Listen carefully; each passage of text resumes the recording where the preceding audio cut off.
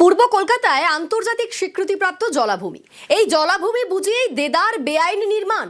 এ নিয়ে ফের জল গড়িয়েছে পরিবেশ আদালতে। কেন জলাভূমি ভরাট রোখা যায়নি? পূর্ব কলকাতা ওয়েটল্যান্ড কর্তৃপক্ষের ভূমিকা নিয়ে প্রশ্ন আদালতের।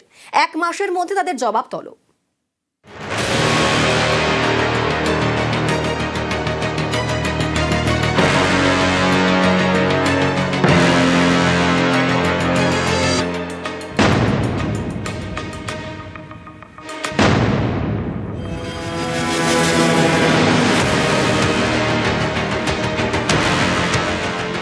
নরেন্দ্রপুরের নাজিরাবাদে পূর্ব কলকাতা জলাভূমির বিস্তীর্ণ অঞ্চল। এই জলাভূমিতেই দেদার বেআইনি নির্মাণ। এ নিয়ে একের পর এক এফআইআর, অভিযোগ, তা সত্ত্বেও কোনো পদক্ষেপ করা হয়নি।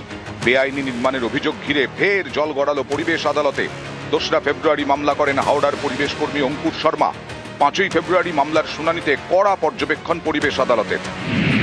পূর্ব কলকাতা ওয়েটল্যান্ড কর্তৃপক্ষ, সংশ্লিষ্ট পঞ্চায়েত, বিদ্যুৎ সংযোগ দেওয়ার ক্ষেত্রে স্থানীয় প্রশাসন, বিদ্যুৎ পর্ষদের ভূমিকা নিয়ে প্রশ্ন তুলেছে আদালত। আদালতের প্রশ্ন, কেন জলাভূমি ভরাট রোখা যায়নি? কেন আগুন লাগার ঘটনার আগে সতর্কতামূলক ব্যবস্থা নেওয়া হয়নি? 1 মাসের মধ্যে সব পক্ষকে জবাব দিতে নির্দেশ দিয়েছে পরিবেশ আদালত।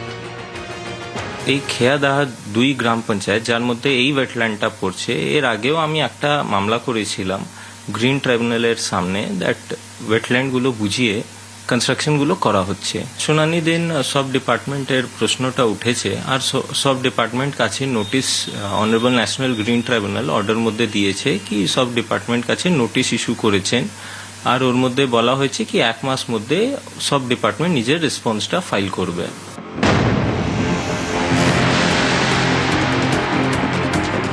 এই দেখুন, এটা নরেন্দ্রপুরের নাজিরাবাদের স্যাটেলাইট ছবি। 1985 সালে নরেন্দ্রপুরে খেয়াদহ এলাকায় তখন বিস্তীর্ণ জলাভূমি।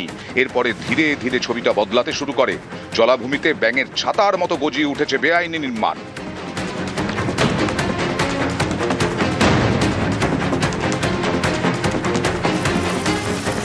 যত দিন গেছে ততই জলাভূমি বুঝিয়ে করা হয়েছে বেআইনি নির্মাণ।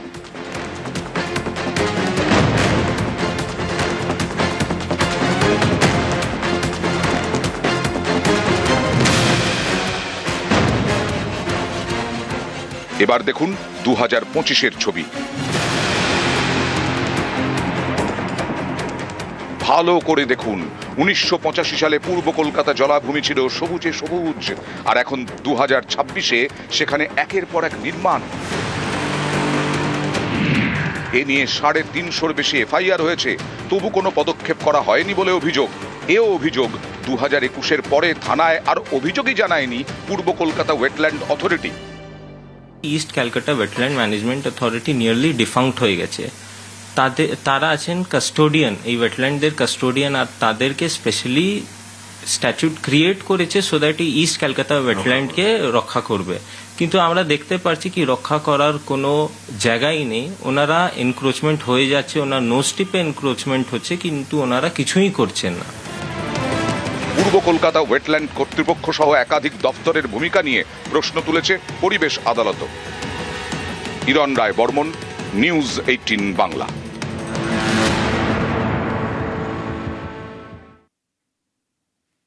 রবিবার ভারত পাক মহারণ। রবিবার কলম্বোয় মুখোমুখি Bharat Pak. Bharat complete T20 team. মন্তব্য ভারতের প্রাক্তন ক্রিকেট অধিনায়ক সৌরভ গঙ্গোপাধ্যায়ের। হারানো সহজ নয় বলেই মন্তব্য সৌরভের। ইন্ডিয়া পাকিস্তান ম্যাচ অলওয়েজ নায়ুর লড়াই।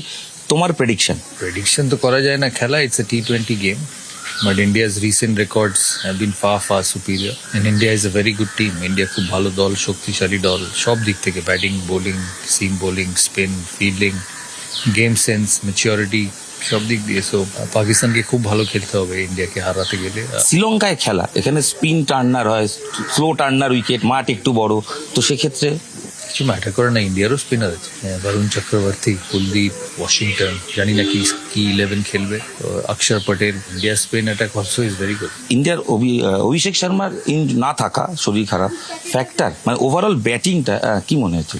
অভিষেক শর্মা আউটস্ট্যান্ডিং, কিন্তু ইন্ডিয়া যে টিম একটা প্লেয়ারের উপর ডিপেন্ড করে না। তুমি যদি ভারতের প্লাস ফ্যাক্টরগুলো একটু বলে দাও, যে এই টিমটা তুমি যা দেখছো। সব batting, power hitting, 6 hitting, spin, Bumrah, Arshdeep, সব complete team. India is a complete টি-20 টিম, সো এই জন্য বললাম না পাকিস্তানকে খুব ভালো খেলতে হবে হারাতে গেলে। বরুণ চক্রবর্তী খেলা মানে অলওয়েজ এক্স ফ্যাক্টর, পাকিস্তান ম্যাচেও তাই। হ্যাঁ, game changer, specially against teams outside the subcontinent.